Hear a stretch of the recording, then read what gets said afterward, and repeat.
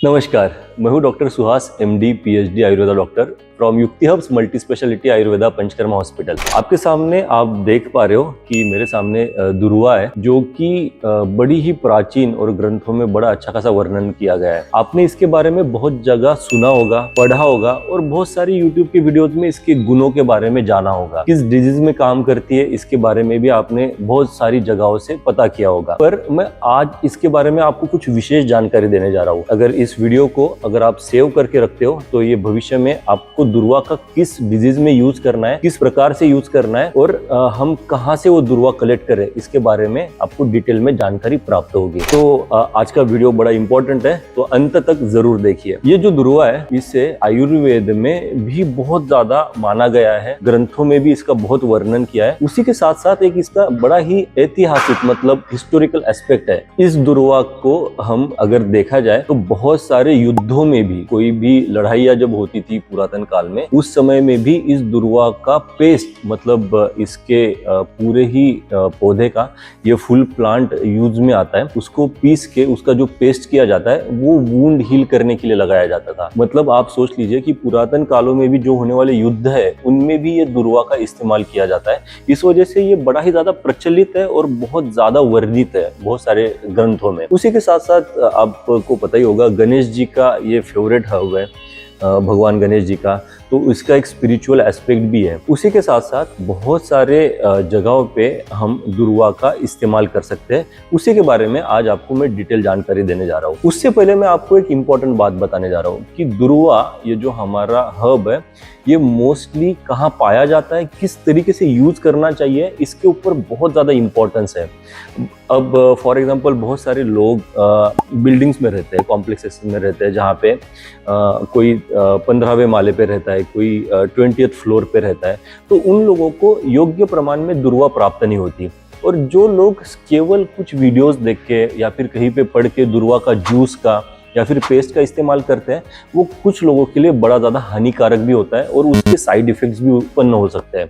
किस प्रकार से? जैसे ये जो दुर्वा है ये प्रॉपर सॉइल में उत्पन्न किया गया, मतलब किस विशिष्ट सॉइल में उत्पन्न किया हुआ दुर्वा ही हम ट्रीटमेंट पार्ट के लिए यूज कर सकते हैं। उसी के साथ साथ जो कुछ भी दुर्वा आपका बाहर मिलता है, जो किसी ने भी निकाल के यूज करना है, उनमें बहुत सारे केमिकल्स, माइक्रोबैक्टीरियाज, इनका प्रमाण बहुत अधिक मात्रा में होता है, जिससे लोगों में बहुत सारे साइड इफेक्ट्स होने की संभावना अधिकतर बढ़ती है।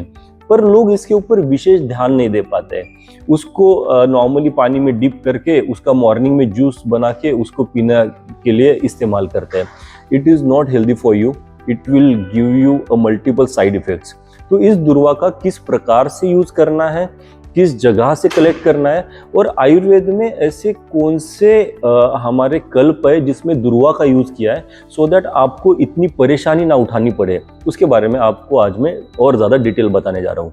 ये दुर्वा जो हमारा जाना जाता है बरमूडा ग्रास नाम से, सैनाडोन डैक्टिलोन इसका लैटिन नेम है। ये बड़ा ही टेस्ट में मधुर मतलब मीठा और एस्ट्रिंजेंट मतलब कषाय रसात्मक है, जिसका अगर अंतर्भूत किया जाए, मतलब हम अगर पेट में लेते हैं दुर्वा का जूस या फिर काढ़ा, वो बड़ा ही शीत है, ठंडा है, मतलब जो कुछ भी एसिडिक नेचर है आपके बॉडी के लिए वो बड़ा ही लाभदायक है। तो आप समझ लीजिए जो एसिडिक नेचर से उत्पन्न होने वाले हर प्रकार के डिजीजेस है, उन सभी में ये दुर्वा का जूस या फिर दुर्वा का डिकॉक्शन या फिर दुर्वा से उत्पन्न की गई मेडिसिन बड़ी ही ज्यादा लाभदायक है।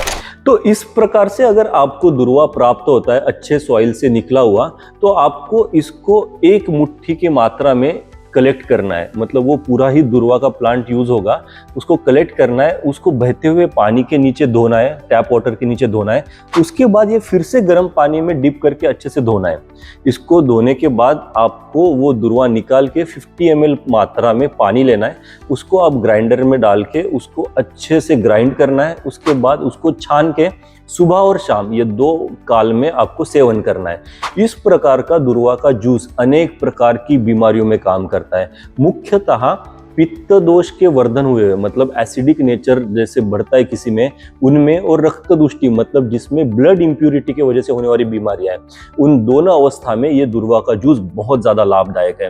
तो आईबीडी के पेशेंट्स मतलब अल्सरेटिव कोलाइटिस के पेशेंट्स, उसी के साथ साथ आईटीपी इम्यूनोथ्रोम्बोसाइटिक परफुरा के पेशेंट्स, उसी के साथ साथ गम ब्लीडिंग होना, नेजल ब्लीडिंग होना, या फिर जिनमें भी मेनोरेजिया मतलब बहुत अधिक मात्रा में मेंसेस आना और ब्लीडिंग बहुत ज़्यादा होना, इन सभी अवस्थाओं में ये दुर्वा का जूस बहुत ही ज़्यादा लाभदायक है। इस प्रकार का दुर्वा हर एक व्यक्ति के लिए मिलना पॉसिबल नहीं है, क्योंकि हम वो सॉइल से कलेक्ट नहीं कर पाते हैं या फिर हमें योग्य मात्रा में वो मिलता नहीं है। इसलिए आचार्यों ने बड़े सारे ग्रंथ में कल्पों का वर्णन किया है, जिसमें दुर्वा नामक ये जो जड़ी बूटी है उसमें एडेड है, डाली जाती है। तो इस प्रकार के जो कल्प है इसका हमें यूज़ करना चाहिए। मेरे हॉस्पिटल में मैं ब्लीड शील्ड नाम से कैप्सूल बनाता हूँ, जिसमें मैं दुर्वा का कॉन्सेंट्रेटेड एक्सट्रैक्ट का इस्तेमाल करता हूँ, सो दैट जो आईबीडी के पेशेंट है मतलब अल्सरेटिव कोलाइटिस के पेशेंट्स है, आईटीपी के पेशेंट्स है, मेनोरेजिया के पेशेंट्स है, जिनमें भी ब्लीडिंग डिसऑर्डर्स है, उस प्रकार के लोग हैं, इनमें मैं वो टैबलेट सेवनार्थ देता हूँ, जिससे उनमें बड़े ही अच्छे रिजल्ट्स प्राप्त होते हैं। इस प्रकार का ये दुर्वा अगर आपको प्राप्त नहीं होता है तो आपको मेडिसिनल कल्पों के जरिए ये आपको प्राप्त होगा। बहुत सारे आयुर्वेद के ग्रंथों में कल्पों के वर्णन आए हैं, मतलब मेडिसिनल पार्ट्स आए हैं, तो उसमें दुर्वा एडेड है। तो इस प्रकार का दुर्वा सेवन करने के बाद बड़े ही अच्छे लाभ मिलते हैं। और इस प्रकार का दुर्वा कितनी मात्रा में जाना चाहिए वो आयुर्वेदिक एक्सपर्ट के अधिकार में है। तो आप डॉक्टर के अंडर ऑब्जर्वेशन में ही इसकी मात्रा डिसाइड करके ले सकते हो।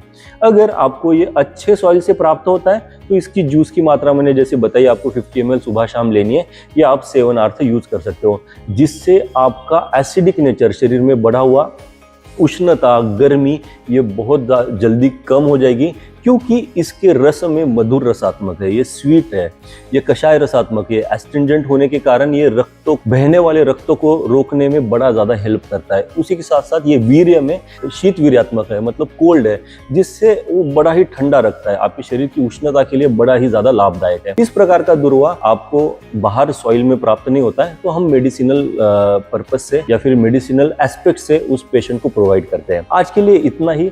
अगर आपको या फिर आपके परिवार में किसी को भी ब्लीडिंग डिसऑर्डर है, जैसे कि आईटीपी, अल्सरेटिव कोलाइटिस, मेनोरेजिया या फिर किसी भी प्रकार का स्किन डिसऑर्डर्स, गम ब्लीडिंग, नेजल ब्लीडिंग हो, तो आज ही मुझे कमेंट कीजिए और मेरी टीम को संपर्क कीजिए। और इस प्रकार की इंफॉर्मेटिव वीडियो के लिए मेरे साथ बने रहिए और युक्ति हब्स को सब्सक्राइब कीजिए। धन्यवाद।